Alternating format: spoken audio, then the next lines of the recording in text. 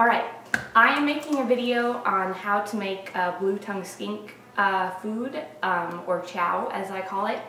As a lot of you guys know, there's a 50-40-10 ratio, 50% protein, 40% vegetables, and 10% fruit. And so I'm actually making chow for a younger skink, a baby skink, and with that they actually have more protein. So this mixture is going to be more protein than it is, it's going to be about 70% protein, and then the rest will be fruits and vegetables. That's my hope to come out of it anyway. Obviously it's not going to be exact, but that's it. First, for protein, I like to use Vital dog food. It is in the refrigerated section at Petco or PetSmart. This is a grain-free dog food, and it's pure meat. Like this one right here is 85% beef, bison, beef liver, and bison liver. Yum. 10% fruits and vegetables. So that's part of the fruits and vegetables right there, is we have some in here. So next, for the fruit, I'm going to add a little bit of Gerber's Graduate right here. And then for the vegetables, Gerber's Garden Veggies. I'm not going to use both of these, obviously, or probably all of one. No, I'll probably use all of one. And then next, that is very important to add, is reptile calcium.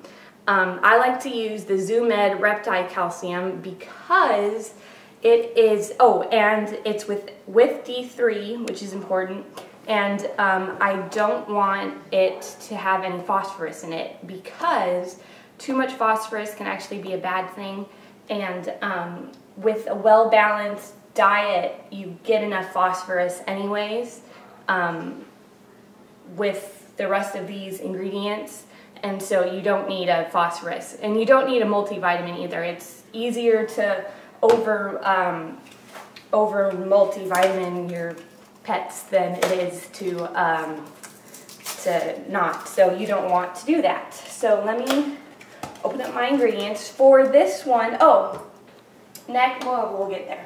Okay, so I'm only going to use one of these, but first I'm going to cut open this.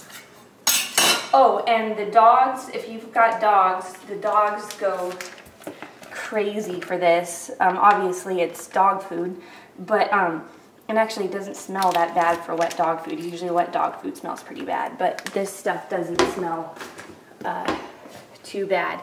And then next you're going to add your baby food. And remember, if I was making this for a full-grown skink, I would add 2 baby foods, 2 vegetable baby foods, and 1 full one of the fruit. But I forgot that I can't open these.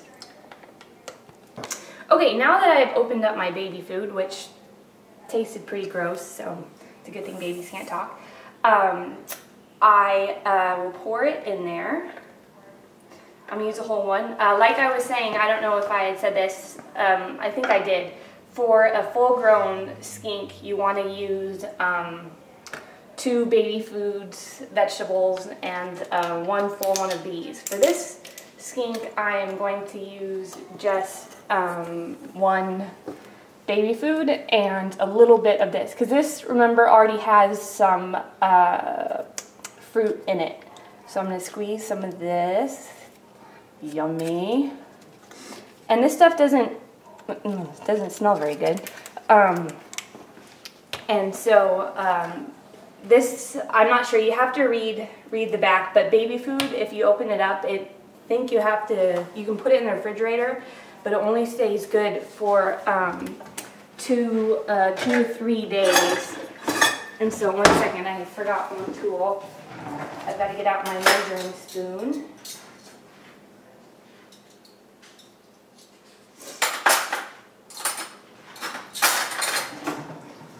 Okay, measuring spoon in hand.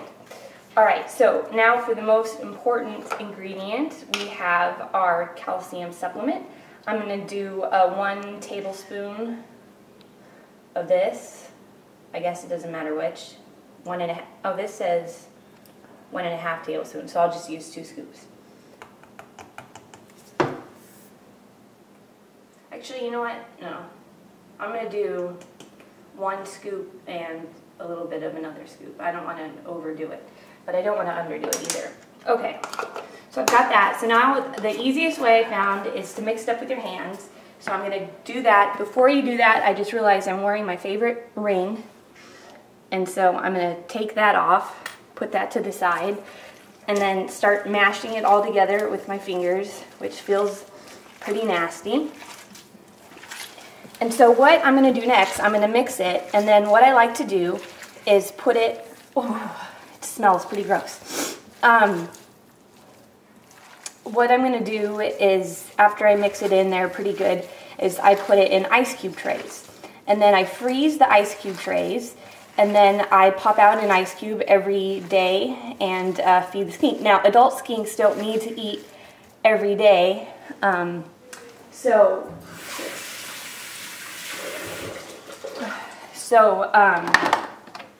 you don't have to, you know, pop it out every 2 days, every 3 days, whenever you need to. Now remember, so if you were feeding an adult skink, you would fill each of these ice cubes to the top. But I'm feeding a baby skink, so I'm only going to do a little bit of food in each one. So you just pick it up with your hands and put a little bit, pack it down in an ice cube tray. And voila, I have 3 trays set out, and I have a marked Skink Chow in case anybody forgets, but I don't think anybody would use this, so they know me and the family, and they know not to do that. So that is basically as easy as it is. A lot of people chop up their fruits and vegetables and try to get all creative and stuff with it, and it really, you don't need to chop up fruit and vegetables, you just need to buy baby food.